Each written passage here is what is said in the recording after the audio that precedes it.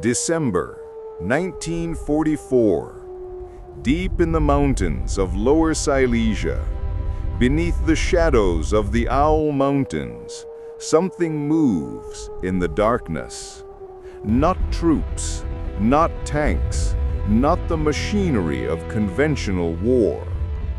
Witnesses would later describe a bell-shaped device, 9 feet tall, metallic, pulsing with an eerie violet glow. They said it hummed with a frequency that made their teeth ache, that it killed plants within 100 meters, that scientists who worked too close to it died from radiation-like symptoms within weeks. The Nazis called it Die Glocke, the bell. What was it? A weapon? An experiment? Or something else entirely?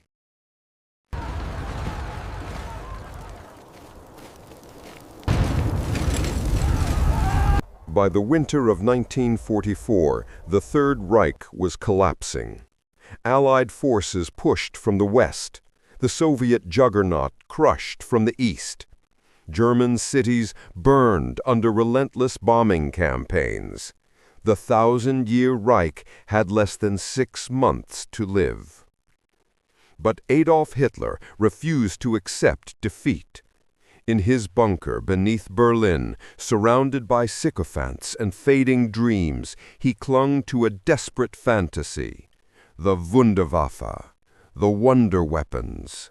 Secret technology so advanced, so devastating, they would turn the tide of the war in a single stroke. Some were real: the V-2 rocket, the Messerschmitt May 262 jet fighter, the Type 21 U-boat, but others existed in the shadows.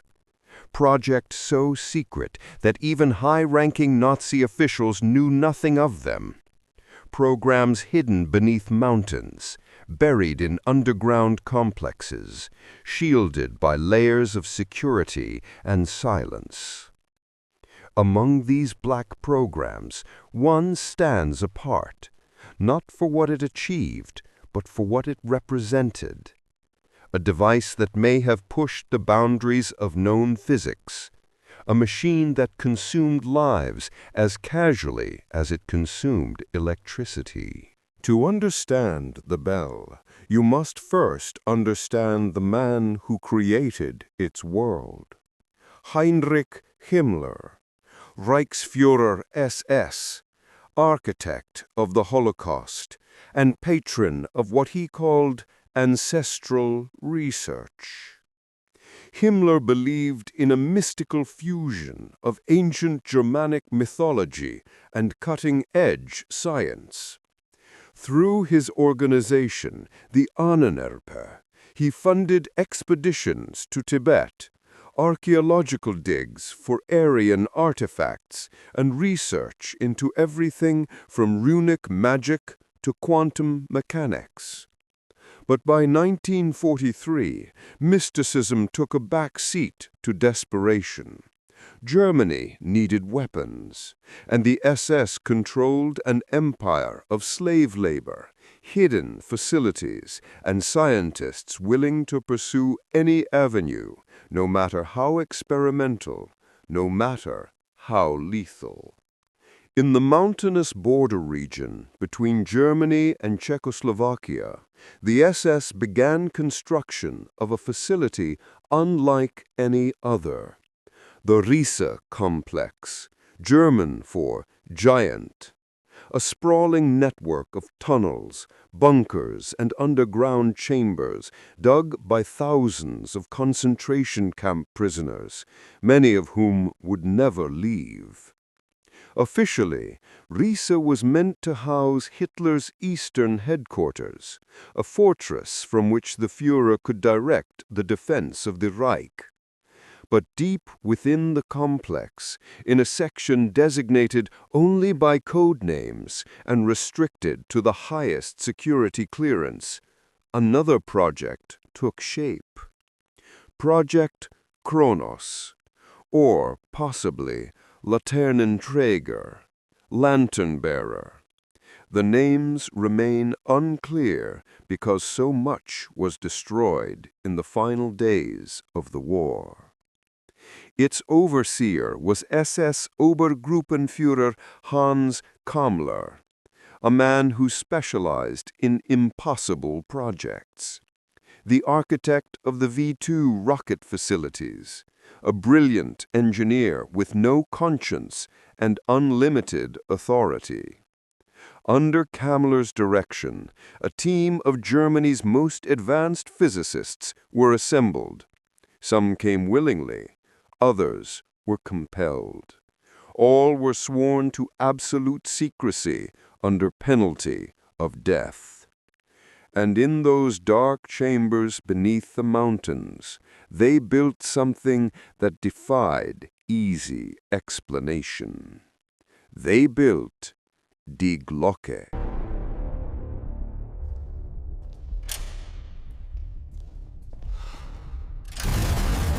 According to the few accounts that survived the war, the bell stood approximately 9 feet tall and 12 to 15 feet in diameter. Its outer shell was constructed of a heavy metal, possibly lead or ceramic, designed to contain whatever reactions occurred within. Inside the device were 2 counter-rotating cylinders. Between them, a substance known only by its code name, Zerum 525, a mercury-like compound, possibly containing thorium or other radioactive isotopes, highly unstable, highly toxic, and completely unknown to mainstream science of the era. When activated, the bell consumed enormous amounts of electrical power. Witnesses reported seeing violet-blue light emanating from the device, a hum that penetrated the skull, a smell like burning ozone and scorched metal. The experiments ran in short bursts, never longer than a few minutes, because staying in the bell's presence too long was fatal. Early test subjects, mostly concentration camp prisoners, died within hours. Symptoms included severe vertigo, metallic taste in the mouth, loss of coordination, muscle spasms, and rapid cellular decay. Later reports described plants and animals near the testing site turning gray and crumbling to ash. Organic matter seemed to age rapidly in the bell's field of influence. 5 of the scientists working directly on the project died under mysterious circumstances during 1944 alone. Their deaths were classified, their bodies buried without autopsy. So what was the bell designed to do? Some have theorized it was an exotic propulsion system, an attempt to manipulate gravity or create an anti-gravity field that could power aircraft without conventional engines. This would explain Nazi Germany's rumored interest in disc-shaped aircraft toward the war's end. And it would explain the bell's apparent effect on space and matter. Others have suggested something far stranger, that the bell was an attempt to manipulate time itself, to create a temporal displacement field, to perhaps send information or even matter backward or forward through time. By 1944, German scientists were aware of Einstein's theories. They understood, at least theoretically, that space and time were connected, that massive amounts of energy could warp the fabric of reality.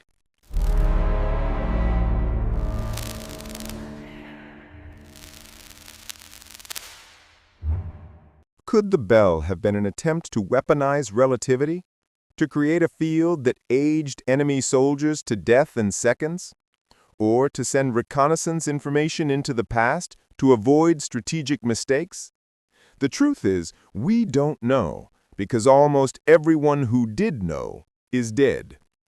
The primary source for the bell's existence came from an unexpected place: An Interrogation Room in Poland, 1945. SS General Jakob Sporenberg, a war criminal responsible for countless atrocities. Facing execution, he began to talk. Sporenberg described a secret project in the Wenceslas mine near the village of Ludwikowicz. He spoke of a device that required massive amounts of power, of scientists who died, of something the SS considered so important that Kammler personally oversaw it. He also revealed something chilling. In the final weeks before Germany's surrender, as Soviet troops closed in, Kammler ordered the execution of 62 scientists and technicians associated with the project. Dead men tell no tales, and the Bell's secrets died with them. Kammler himself disappeared. No confirmed death, no body, no trial at Nuremberg. Simply vanished in the chaos of Germany's collapse. Some believe he was captured by the Americans and spirited away, his knowledge too valuable to waste on a war crimes tribunal. Others think he escaped to South America, like so many other Nazi officials. Or perhaps he knew too much to be allowed to live at all. For decades after the war, the Nazi Bell remained a footnote, a rumor, a story told by conspiracy theorists and dismissed by serious historians. Then, in 2000, a Polish journalist named Igor Witkowski published a book claiming he'd been granted access to classified Polish intelligence documents from the 1940s. These documents, Witkowski claimed, contained transcripts of Sporenberg's interrogation, including detailed descriptions of the Bell, its construction, and its effects. Ten nagłówek jest nie do przyjęcia. Nie możemy tego wydrukować. To jest prawda. Opinia publiczna musi wiedzieć. Przestańcie krzyczeć, obaj. Mamy termin. The book caused a sensation and a fierce debate because Witkowski never produced the original documents. He claimed they were shown to him but couldn't be copied or removed from the archive. Critics immediately attacked the credibility of his sources. No independent verification, no other historians allowed access, just Witkowski's word and his notes. But physical evidence gave the story legs. Near the former Wenceslas mine, researchers discovered a curious structure, a circular concrete foundation 30 feet in diameter, reinforced with unusually thick construction. Nicknamed the Henge for its resemblance to Stonehenge's layout, the structure showed signs of exposure to extreme heat and stress. Portions of the concrete had vitrified, turned partially to glass, suggesting temperatures far beyond normal industrial processes. Chemical analysis revealed unusual isotopic signatures, traces of elements that suggested exposure to high-energy particle reactions or electromagnetic fields. The structure was also clearly designed to hold something massive, something that needed to be anchored against tremendous forces, and it aligned with Sporenberg's description of where the Bell's test chamber had been located. Coincidence? Perhaps, but the evidence kept mounting.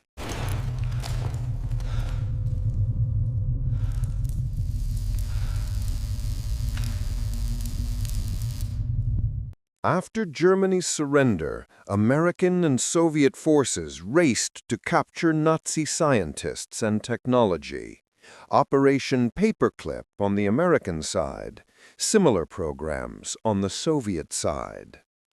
Thousands of Nazi researchers were brought to the United States and USSR, their war crimes overlooked in exchange for their expertise.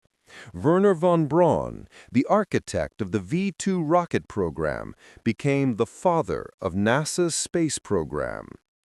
But what about the physicists who worked on stranger projects? The specialists in high-energy physics, exotic propulsion, and theoretical applications of relativity. Many files remain classified to this day.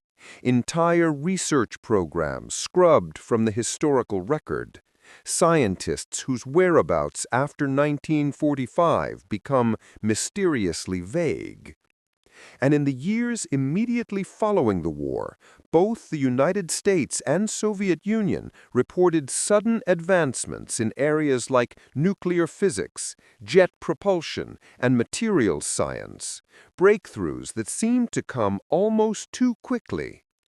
Were they building on captured Nazi research? Research that included whatever knowledge had been gained from the Bell experiments? The questions multiply. The answers remain classified.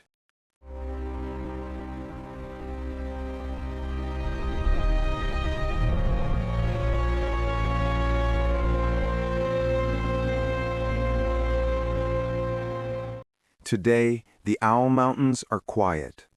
The tunnels of the Rees complex stand mostly empty, open to tourists willing to descend into the dark. The Venceslas mine is sealed. The henge structure slowly crumbles under decades of weather and vegetation. Nature reclaims what humanity built. But locals still tell stories of strange lights in the forest at night, of compasses that spin wildly in certain areas, of electronic equipment that malfunctions without explanation. Radiation surveys of the site have shown background levels slightly elevated above normal. Not dangerous, but present, a ghost of whatever once happened here. We know that thousands died building these facilities.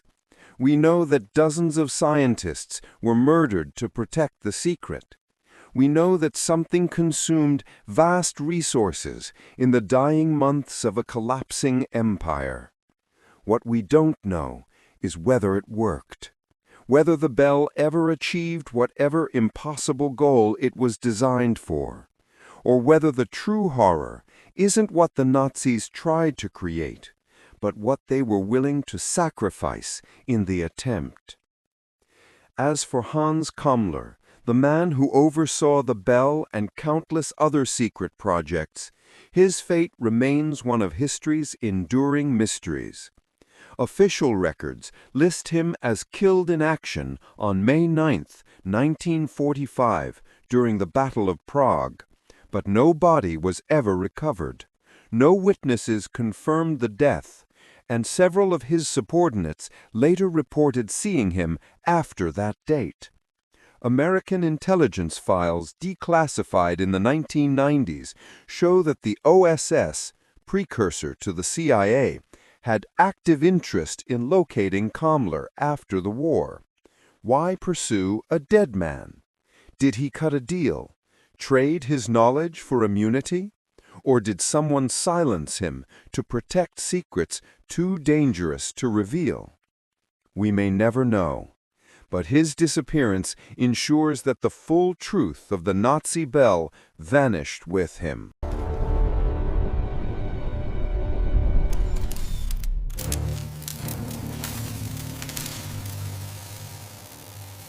Today, we manipulate matter at the quantum level. We smash particles together at near light speed. We explore the fundamental forces that govern reality itself. And we do it with rigorous ethical oversight, with international cooperation, with transparency and peer review. The Nazi Bell, if it existed, represented the opposite: science without ethics, progress without conscience, innovation fueled by slave labor and human suffering. Was it a weapon, an engine, an attempt to tear holes in the fabric of time itself? We may never have definitive answers, but perhaps the Bell's greatest legacy isn't what it was, but what it represents. A reminder that not all knowledge is worth the price of obtaining it, that some doors once opened can never be closed, and that the desperate pursuit of power without moral constraint leads only to darkness.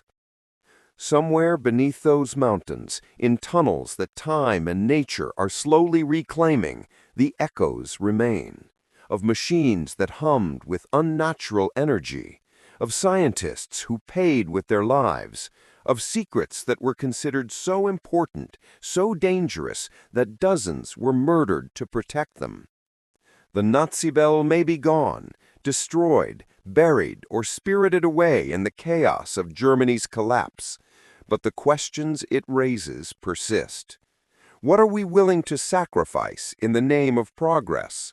What boundaries should never be crossed, no matter the potential gain? And what happens when brilliant minds serve terrible causes? In the end, perhaps the most disturbing possibility isn't that the Nazis succeeded in creating something beyond our understanding. It's that we may never know what they truly achieved, or what knowledge died with them in those dark chambers beneath the mountain. The truth about Die Glocke remains buried. Perhaps some secrets are meant to stay that way.